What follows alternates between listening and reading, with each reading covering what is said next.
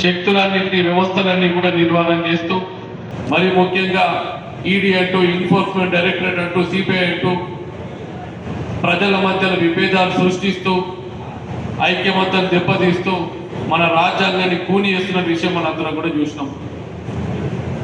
మరి ఇట్టి విషయాన్ని రాజ్యాంగాన్ని కాపాడుకోవాల్సిన బాధ్యత ఈరోజు దేశ పౌరులపై ఉంది. దేశం బాగుపడాలంటే ప్రస్తుత శాసన మండలి సభ్యులు బలమూరి వెంకట గారికి, అదేవిధంగా 10 సంవత్సరాల పాటు కష్టకాలంలో కాంగ్రెస్ పార్టీ కార్యకర్తలను కంటికి రెప్పలా చూసుకున్నటువంటి భారతీయ జనతా పార్టీ కూని చేస్తుంది. మరి దీన్ని కాపాడాల్సిన బాధ్యత ప్రధాన ప్రతిపక్షమైన కాంగ్రెస్ పార్టీ పైనే ఉంది.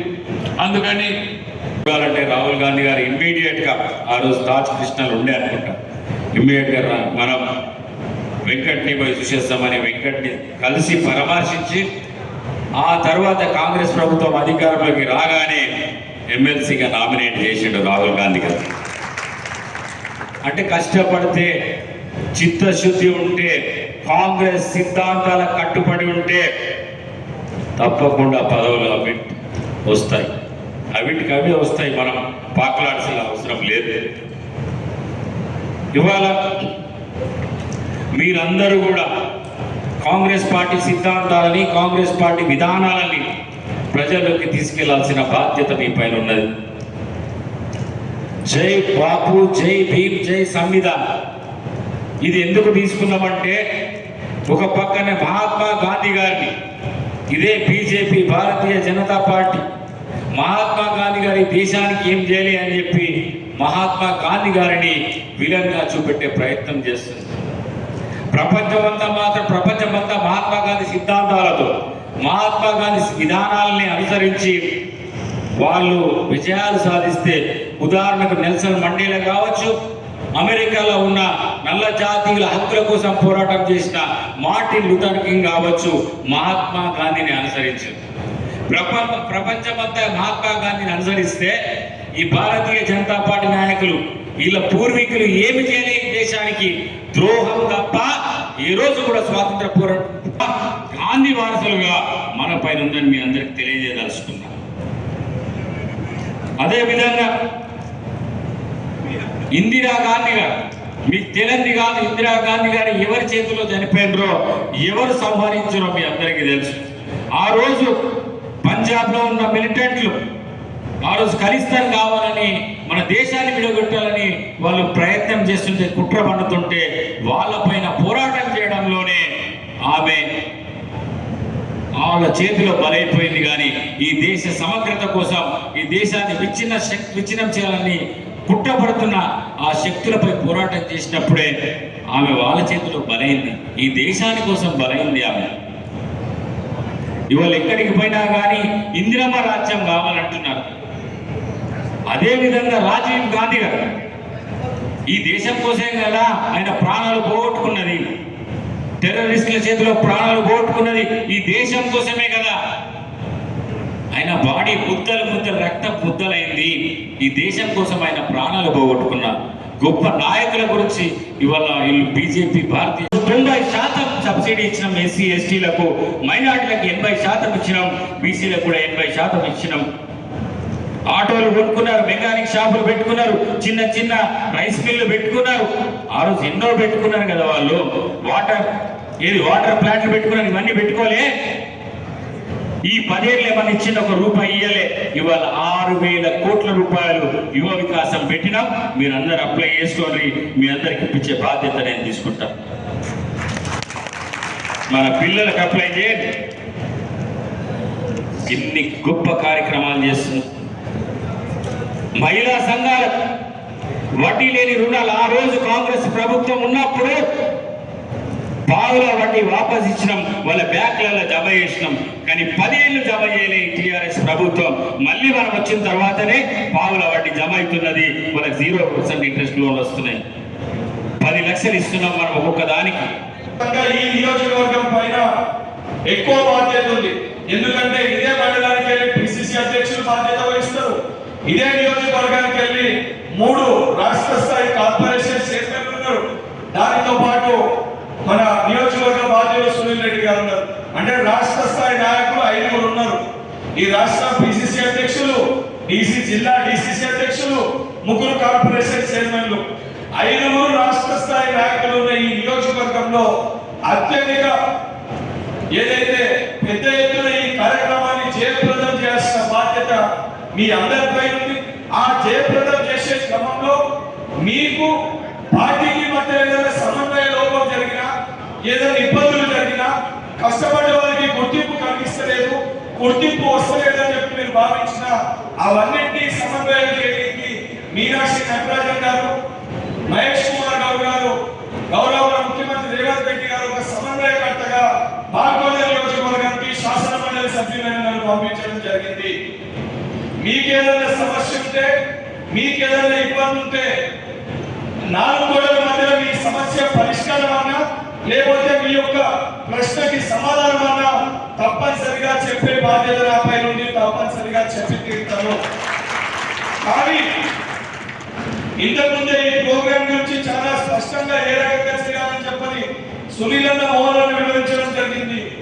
కాంగ్రెస్ పార్టీ పథకాల గురించి ఏ రకంగా బీఆర్ఎస్ పార్టీకి, భారతీయ జనతా పార్టీకి బుద్ధి చెప్పడంలో అనిలంగా చెప్పడం జరిగింది. కానీ అన్నిటికంటే ముఖ్యమైన విషయం, ప్రతి చోట కూడా గ్రామాల్లో కానీ, మండలాల్లో కానీ, నియోజకవర్గాల్లో కానీ రాష్ట్ర స్థాయిలో సమస్యలు ఉంటాయి. మన పార్టీ ప్రజాస్వామ్యాన్ని గౌరవిస్తుంది. ఎవరికి ఏ సమస్యలు ఉన్నా చెప్పుకునే స్వేచ్ఛ మన పార్టీ మనకి ఇచ్చింది. శిరస వహించి ఆ రోజు అక్కడికి తప్పుకున్నాం. దాని తర్వాత పార్టీ కష్టకాలంలో ఒక కాలం పోటీ చేయమని చెప్పి పార్టీ నిర్ణయించింది. ఎవరు అక్కడ ముందుకు వస్తలేదు, నువ్వు ముందుకిరా, ఆ జిల్లాకి ముందు నువ్వు పోటీ చేయాలి, కష్టకాలంలో తక్కువ ఓట్లు వచ్చినా నువ్వు పార్టీ కోసం నువ్వు భరించాల్సిందే అని చెప్పారు. ఆడవాళ్ళు పోటీ చేసి దాని తర్వాత 2 సంవత్సరాలు నా నియోజకవర్గం కాకపోయినా, నా ప్రాంతం కాకపోయినా అక్కడ పోయి కుటుంబ సమేతంగా ఉండి అక్కడ ప్రజలతోటి మమేకమై అక్కడ కాంగ్రెస్ పార్టీని బలోపేతం చేసిన. పిసిసి అధ్యక్షుడిగా రేవంత్ రెడ్డి గారు అక్కడ పాదయాత్ర చేశారు. సిఎల్పి నాయకులుగా బట్టి గారు పాదయాత్ర నిర్వహించిన. 14 రోజుల ముందు ఇక్కడ ఇంకొకరికి టికెట్ ఇస్తాము, పార్టీ నీ దృష్టిలో పెట్టుకొని రాష్ట్ర స్థాయిలో నువ్వు పర్యటించాలి, కాంగ్రెస్ పార్టీ అధికారంలో తీసుకురావడానికి తెలంగాణ రాష్ట్ర వ్యాప్తంగా యువకులని, విద్యార్థులందరినీ కూడా కాంగ్రెస్ పార్టీ వైపు వచ్చే విధంగా నువ్వు ప్రయత్నించాలని ఆ రోజున పిసిసి అధ్యక్షులు, సిఎల్పి నాయకులు, ఏఐసిసి అధ్యక్షులు, నేను అభిమానించే నాయకుడు రాహుల్ గాంధీ గారు నాకు బాధ్యత అప్పగిస్తే, నా ఇచ్చిన బాధ్యత మేరకు 24 గంటలు బాధపడ్డ, 25వ గంట మళ్ళా ఎన్ఎస్ఏ జెండా ఒక చేతిలో, కాంగ్రెస్ పార్టీ జెండా ఒక చేతిలో పట్టుకొని తెలంగాణ రాష్ట్ర వ్యాప్తంగా కష్టపడి తిరిగి యువకులందరినీ, విద్యార్థులందరినీ కూడా కాంగ్రెస్ పార్టీకి ఓటేసే విధంగా టిఆర్ఎస్ పార్టీ చేసిన పేపర్ లీకేజ్లు కానీ, ఇదే జిల్లా పక్కన ఉన్న బాసరా ట్రిప్లైట్ ఇన్సిడెంట్ కానీ ఇవన్నింటినీ బయటికి తీసిన విభాగానికి, ఎన్ఎస్ఏ విభాగానికి ఆ రోజు నేను రాష్ట్ర అధ్యక్షుడిగా ప్రాతినిధ్యం వహించిన.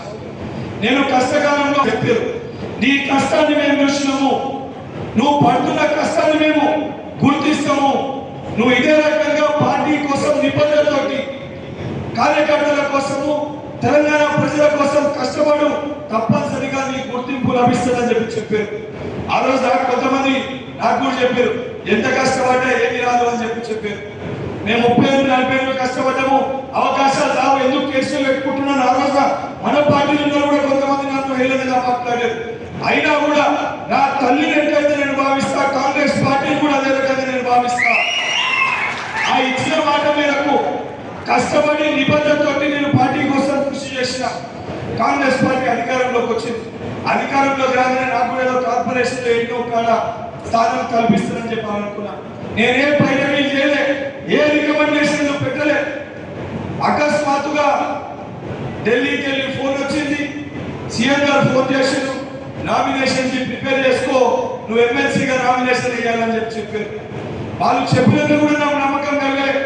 31 సంవత్సరాలకి భారతదేశంలోని ఇంత చిన్న వయసులో ఒక యువకునికి పెద్దల సభలో అవకాశం వస్తుందని చెప్పి నమ్మక నేనే ఆ రోజు వర్కింగ్ ప్రెసిడెంట్ ఉన్న మహేష్ కుమార్ గౌడ్ గారికి ఫోన్ చేసిన. అన్న ఏంటంటే వాస్తవమే, నిన్ను ప్రిపేర్ చేసుకోమన్నారు, నామినేషన్ ప్రిపేర్ చేసుకో అని చెప్పారు. నన్ను శాసన మండలి సభ్యులుగా, అతి చిన్న వయసులో ఒక వ్యక్తిగా, ఒక కార్యకర్తని గుర్తించి ఈ రోజు ఈ స్థానంలో కూర్చోబెట్టింది కాంగ్రెస్ పార్టీ. అదే విధంగా మీ స్థానంలో కూడా ఎవరైతే గ్రామ స్థాయిలో, మండల స్థాయిలో, జిల్లా స్థాయిలో కష్టపడుతుందో ఆ కష్టపడుతున్న వ్యక్తులని గుర్తించి నీకు ఏ రకంగా అవకాశం వచ్చిందో వాళ్ళకి కూడా ఆ రకంగా అవకాశం కల్పించాలని చెప్పని మీనాక్షి నటరాజన్ గారు, మహేష్ కుమార్ గౌడ్ గారు అని ఇక్కడ సమన్వయకర్తగా పంపించారు. మీకు ఏమన్నా సమస్యలు ఉంటే ఆ సమస్యలు 4 గోడల మధ్య మీకు సమయం ఇచ్చి వినడానికి సిద్ధంగా ఉన్నాను. కేసులు, కోర్టులు, జైలు, దెబ్బలు మనకు కొత్త కాదు. 10 సంవత్సరాలు మనం ఎదుర్కొని వచ్చినాం. కానీ ఆ సమస్యలు ఏమన్నా కుటుంబ సభ్యులుగా అంతర్గతంగా 4 గోడల మధ్యలో మాట్లాడుకోవాల్సిన బాధ్యత మనది. ఆ రకంగా కాకుండా బయటికి వచ్చి మాట్లాడి బహిర్గతంగా మాట్లాడటం అంటే ఊరుకునే వ్యక్తిని కూడా కాదు నేను. కష్టపడే వ్యక్తికి ఎక్కడైతే గుర్తింపించే బాధ్యత నాపై ఉందో అదే సమయంలో పార్టీకి నష్టం చేకూర్చే వ్యక్తులు పక్కన పెట్టే బాధ్యత కూడా నాపై ఉంది. అదే దిశగా తప్పనిసరిగా పనిచేస్తా. మీ మధ్యలో ఒక నాయకునిగా కాకుండా మీలో ఒక సోదరునిగా, ఒక కార్యకర్తగా మీ మధ్యలో ఈ పాదయాత్రలో పాల్గొంటా. మీ మండలంలో ప్రతి గ్రామంలో మీతో పాటు వస్తా. మా సోదరులు గోపి ఎవరైతే ఇక్కడ ఇన్ఛార్జ్ గా ఉన్నారో ఈ మండలానికి, పట్టణానికి సంబంధించి, గ్రామాలకి సంబంధించి సపరేట్ గా సైమల్టేనియస్ గా పాదయాత్ర స్టార్ట్ చేసే విధంగా మీరు వాళ్ళకి ఇన్ఛార్జ్ ఇవ్వండి. ఈ పాదయాత్ర చేసే క్రమంలో కూడా ఇన్ డీటెయిల్ గా గాంధీ ఫోటో అందించుకోవాల్సిన బాధ్యత కాంగ్రెస్ పార్టీ వారసులుగా మనందరిపై ఉంది. ఈ బాధ్యతని ప్రతి ఒక్క కాంగ్రెస్ పార్టీ కార్యకర్త నిబద్ధతతోటి, చిత్తశుద్ధితోటి ఈ కార్యక్రమాన్ని నిర్వహించాలని చెప్పని, ఇతర ఏ సమస్యలు ఉన్నా ఈ రోజు అయినట్టు, ఈ రోజు మాట్లాడినట్టు ఇంకొకసారి ఎవరన్నా ఈ రకంగా వివరిస్తే ఆ పద్ధతి సరికాదు. నేను చెప్పిన మాటలు మీకు మనసు నొప్పుకున్నా, మీకు ఇబ్బందికరంగా ఉన్నా కూడా దానికి క్షమించమని కోరుకుంటూ నేను చెప్పిన మాటలన్నీ పాటించవలసిందే అని చెప్పి కూడా మీకు ఏదైతే ఆదేశం ఇస్తున్నా.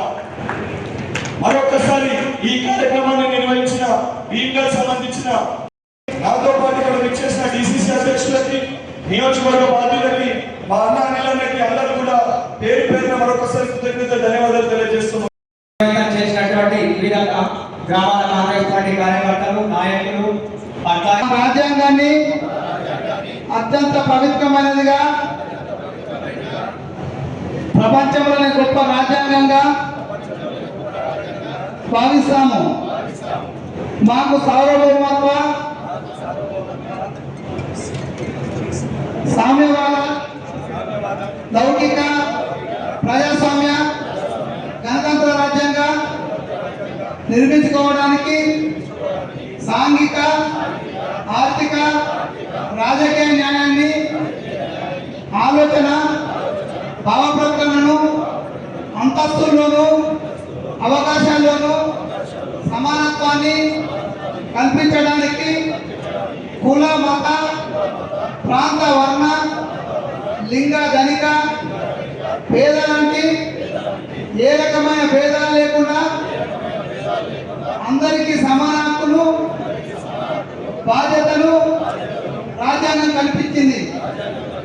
ఇటీవల పరిమాణాలు రాజ్యాంగ స్ఫూర్తిని దెబ్బతీస్తూ ప్రజాస్వామ్య విలువలను కాలరాస్తూ సమాజంలో అశాంతి నెలకొల్పుతున్నాయి. విభేదాలు సృష్టిస్తూ రాజకీయ మనుగడ కోసం విద్వేషాలు రెచ్చగొడుతున్నాయి.